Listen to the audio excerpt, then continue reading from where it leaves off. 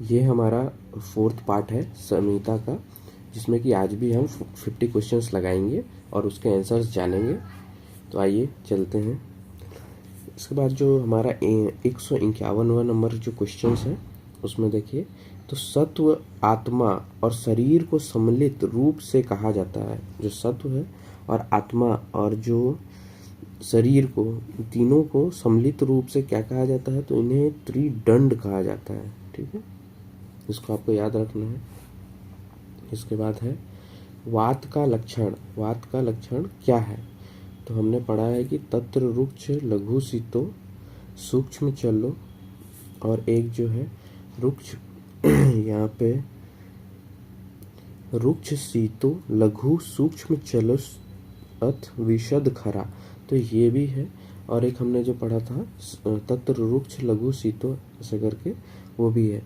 तो यहाँ पे जो आंसर जा रहा है वो पहला है। ठीक है, उसके बाद है जिनमें पुष्प दर्शन के बिना ही फलों की उत्पत्ति हो उन्हें कहते हैं। जिनमें पुष्प दर्शन के बिना ही फलों की उत्पत्ति हो उन्हें कहते हैं वनस्पति। और वानस्पत्य थोड़ा सा उल्टा हो जाता है। ठीक है, इसके बाद जो है 54 नंबर क्वेश्चन, पुरुषम पुरुषम विक्षय, ये क्या किसके संदर्भ में कहा गया है कि पुरुष पुरुष जो होते हैं वो सभी के अलग अलग होते हैं। पुरुषम पुरुषम विक्षय, तो ये चिकित्सक के संदर्भ में कहा गया है। ठीक है, उसके बाद जो है लंघन आदि षट कर्म चिकित्सा है। लंघन आदि जो षट कर्म है वो चिकित्सा है। ठीक है, तो लंघन किस में आता है, तो देखिए इसका आंसर चला जाएगा, ये संशोधन में नहीं आता है, ये अभूत चिकित्सा नहीं होती है, नैष्ठिकी चिकित्सा नहीं होती है, तो ये संशमन चिकित्सा होती है। ठीक है, इसके बाद जो है युक्ति को जानने वाला चिकित्सक श्रेष्ठ होता है। युक्ति जो है उसको जानने वाला चिकित्सक श्रेष्ठ होता है। उक्त वाक्य किस अध्याय में वर्णित है, तो देखिए ये जो है पूछा गया है कि किस अध्याय में वर्णित है, तो ये सूत्र स्थान का है। ठीक है, चरक सूत्र स्थान का है, तो यहाँ पे चरक सूत्र स्थान 2 दिए हुए हैं। फिर चरक सूत्र स्थान में से भी ये पहले ही बता दिया गया है अध्याय 2 में। ये तो त्रिसूत्र जो है नहीं बताया गया 18वें में। ठीक है, 18वें में हर उसकी अलग अलग भेद बताए गए हैं। ठीक है, तो ये दूसरे चैप्टर में ही बता दिया गया है। उसके बाद है 57वां नंबर क्वेश्चन, जिसमें कि बढ़े हुए दोषों को घटाना एवं घटे हुए दोषों को बढ़ाना यह चिकित्सा सूत्र है। ठीक है, अगर दोष बढ़ गए हैं तो उनको घटाना है और घट गए हैं तो बढ़ाना है। तो ये जो है ये सन्निपातक ज्वर का जो है इस चिकित्सा सूत्र में बताया गया, ना कि राजक्षमा, रक्तपित्त या विषम ज्वर में, सन्निपातक ज्वर में बताया गया। इसके बाद है चरक अनुसार बृहद द्रव्यों में सर्वश्रेष्ठ है। देखिए चरक के अनुसार पूछा गया है बृहद द्रव्यों में सर्वश्रेष्ठ है, तो उन्होंने मांस को बताया है कि बृहद द्रव्यों में सर्वश्रेष्ठ। ठीक है, इसके बाद है लेखन द्रव्यों में किस महाभूत का प्रधानता होता है। लेखन मतलब स्क्रैपिंग, तो उसमें किस महाभूत की प्रधानता होती है, तो देखिए इसमें वायु और अग्नि दोनों महाभूत की प्रधानता होती है। ठीक है, इसके बाद है वाताद ऋतो न अस्ति रुजा। ठीक है, ये किसने कहा है कि वात के बिना ना ही रुजा, वात जो है वो रुजा करवाती है, ऐसा किसने कहा है, तो ये वाग्भट ने कहा है। ठीक है, उसके बाद है प्रजा स्थापन द्रव्य है। प्रजा स्थापन जो होता है उसका द्रव्य कौन है, तो यहाँ पे जो है इंद्री को माना गया है प्रजा स्थापन द्रव्य। कूर्चक है। अब जो कूर्चक कहा गया है वो किसके संदर्भ में कहा गया है, तो देखिए दधी के साथ दूध को पकाने पर निर्मित पदार्थ किसे कहा गया है, कूर्चक। दधी जो है उसके साथ दूध को पकाएंगे तो कूर्चका, ठीक है, कूर्चिका कहा गया है।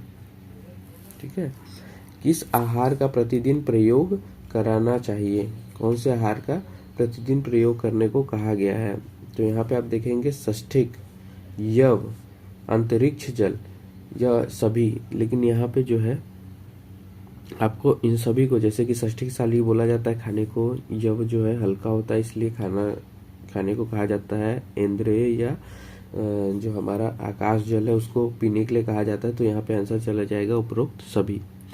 इसके बाद है पित्तज मुख रोग में प्रयोज्य गंडूष। पित्तज अगर मुख रोग हो तो प्रयोज्य गंडूष हम कौन सा देंगे, ठीक है। तो इसमें बताया गया है कि अगर पित्तज हो तो स्नेहिक नहीं देना है, शोधन गंडूष नहीं देना है, समन गंडूष और रोपण गंडूष। तो रोपण भी नहीं देना है, तो हमें समन गंडूष देना है, ठीक है।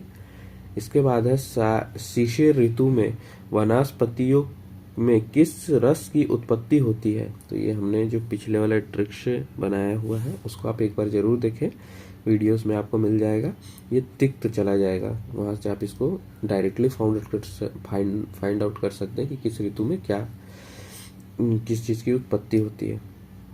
बृहण द्रव्यों में किस महाभूत की प्रधानता होती है। जो बृहण द्रव्य है उसमें किस महाभूत की प्रधानता होती है। तो जैसा कि यहाँ पे अगर हम ढूंढने जाएं तो हमें पता है कि एक पृथ्वी तो है, ठीक है, लेकिन पृथ्वी के साथ जल भी है, तो यहाँ पे पृथ्वी और जल चला जाएगा, दोनों ही बृहण द्रव्यों में आते हैं, ठीक है। उसके बाद जो है संधानीय द्रव्यों में प्रधान रस कौन सा होता है। संधानीय कह दिया है तो ना तो मधुर ना तो तिक्त कसाय जाएगा, ना तो कटु, यहाँ पे कसाय जाएगा, ठीक है। उसके बाद जो है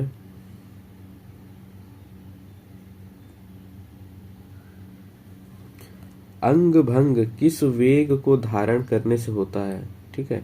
अभी एक बार हमने और बनाया हुआ है, तो ये मूत्र वेग जो है उसको अंग भंग धारण करने से होता है। शरीर आयास जनक कर्म कहलाता है। शरीर में आयास जन्म, तो ये क्या कहलाता है। तो इसको आप देखेंगे तो ये व्यायाम जो है इसकी बात कर रहा है, ठीक है, आयास जनक कर्म। असाध्य के भेद हैं, असाध्य जो है उसके भी भेद बताए गए हैं। तो उसके भेद क्या क्या बताए गए हैं। तो उसके भेद बताए गए हैं याप और अनुपक्रमी, ठीक है, ये जो है इसे बताया गया है, ना कि कृच्छ साध। कृच्छ साध कहा ही नहीं गया है साध के लिए, ठीक है। उसके बाद जो है तमक श्वास है। तमक श्वास क्या है। तो तमक श्वास जो बताया गया है वो सुख साध नहीं है, कृच्छ साध नहीं है, याप है, ठीक है। इसके बाद दोष दूष्य का तुल्य गुण ना होना लक्षण है। दोष और दूष्य जो है उसका तुल्य गुण का लक्षण क्या कहा गया है, सुख साध्य। तुल्य गुण का ना होना लक्षण है, ठीक है, यहाँ पे ना लगा हुआ है, इसको आपको जरूर पढ़ना है। इसके बाद है तप और ज्ञान बल से जिन्होंने रज और तमोगुण से मुक्ति प्राप्त कर ली हो उन्हें कहते हैं। उन्हें क्या कहते हैं। जिन्होंने तप और इससे बल से, ठीक है, तो इन्हें कहेंगे हम आप्त पुरुष।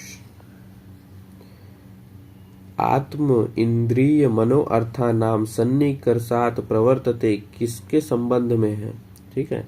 आत्म इंद्रिय मनो अर्था नाम सन्निकर्षात् प्रवर्तते, तो ये जो है ये प्रत्यक्ष के संबंध में है कि प्रत्यक्ष से आप इनको करेंगे, ठीक है।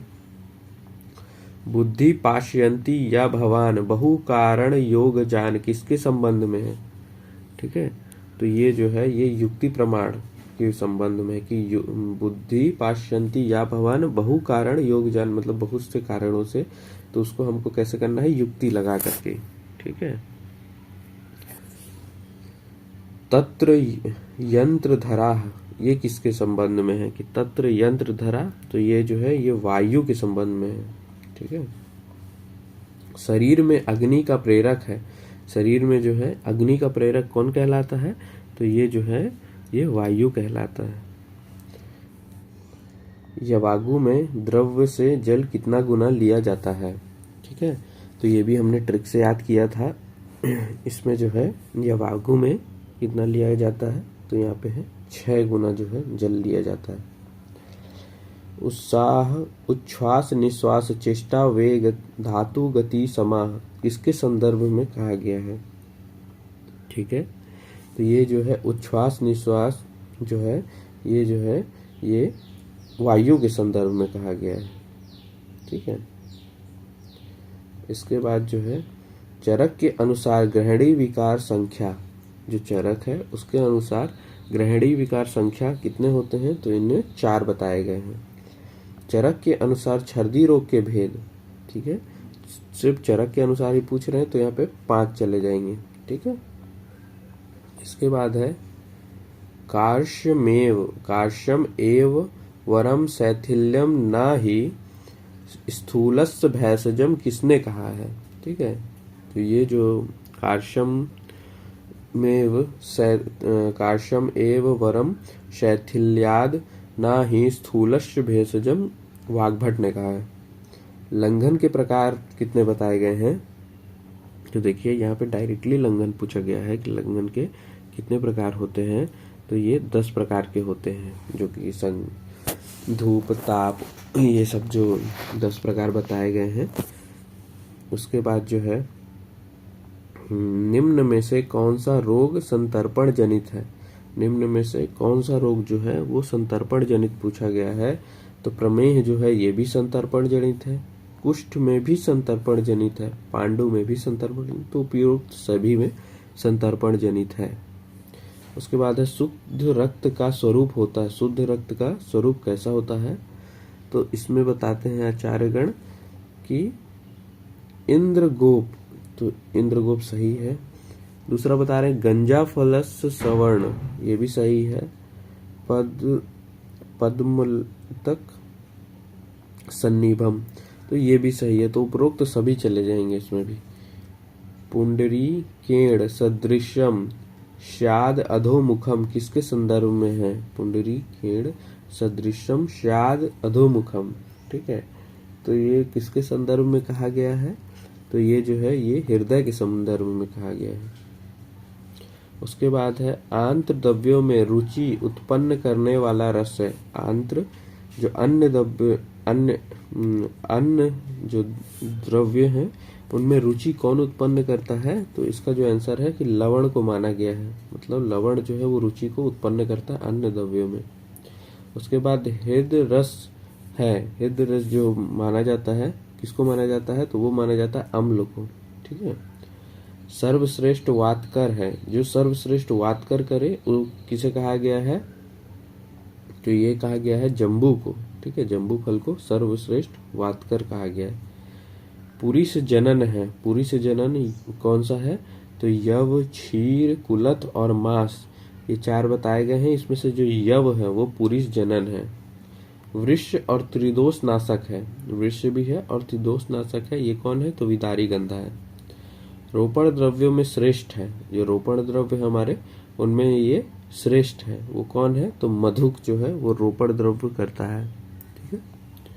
इसके बाद है सर्वश्रेष्ठ ज्ञानवर्धक, ज्ञानवर्धक में सर्वश्रेष्ठ किसे कहा गया है, तो जो ज्ञानवर्धक कहा गया है यहाँ पे आपको देखना है कि ब्राह्मी होता है, जटामांसी ठीक है, वचा भी ठीक है, लेकिन यहाँ पे तद्विध संभाषा, अगर संभाषा करें तो उससे ज़्यादा ही ज्ञान की वृद्धि होती है, ठीक है। तो यहाँ पे आपको थोड़ा लॉजिक से क्वेश्चन को लगाना है। कुमार शिरा भारद्वाज के मतानुसार रसों की संख्या कितनी है, तो कुमार शिरा भारद्वाज ने जो है 5 बताए हैं, ठीक है। उसके बाद लवण रस के अत्यधिक सेवन से होता है, अगर हमने लवण रस का अत्यधिक सेवन करते हैं तो इसमें क्या बताया गया है, तो देखिए खालित्य भी होता है, अम्ल पित्त भी होता है, वात रक्त भी होता है, तो उपरोक्त सभी चले जाएंगे, ठीक है, लवण रस का ज़्यादा सेवन करने से। संयोग विरुद्ध आहार है, संयोग विरुद्ध आहार है, तो इसमें देखिए शहद और घृत का समान मात्रा में विरुद्ध आहार है लेकिन संयोग नहीं। सत्तुक का रात्रि में जल के साथ सेवन, ये जो है संयोग विरुद्ध आहार है, ठीक है। इसके बाद जो है अतिसार में किसका दुग्ध प्रयुक्त होता है, अतिसार जो है उसमें किसका दुग्ध प्रयुक्त कहा गया है, तो छग का दुग्ध बोला गया है, ठीक है। उसके बाद है मांस के दूषित होने से उत्पन्न होता है, मांस जो है उसके दूषित होने से उत्पन्न होता है, तो अलजी भी उत्पन्न होता है, उपजीविका भी उत्पन्न होता है, गंडमाला भी, तो उपरोक्त सभी। रस दुष्टिजन्य विकारों की चिकित्सा है। रस दुष्टिजन्य जो विकार है उसकी चिकित्सा बताई गई है कि सबसे पहले आपको लंघन करना चाहिए। ठीक है, बस्ती नहीं, वमन नहीं, ये तो कफ की है, ये वात की है चिकित्सा। ठीक है, लेकिन यहाँ पे रस दुष्टि हुई है तो उसके लिए लंघन बोला गया है। विद्वानों के बीच जो संक्षेप रूप में वक्तव्य दिया जाता है उसे कहते हैं। ठीक है, विद्वानों के बीच संक्षेप रूप में वक्तव्य दिया जाए उसे समास कहा जाता है। ठीक है, तो इस प्रकार ये हमारे 200 क्वेश्चंस हो जाते हैं। आज के 50 खत्म हुए। कल से हम मौलिक सिद्धांत लगाएंगे 50 questions per day. Thank you.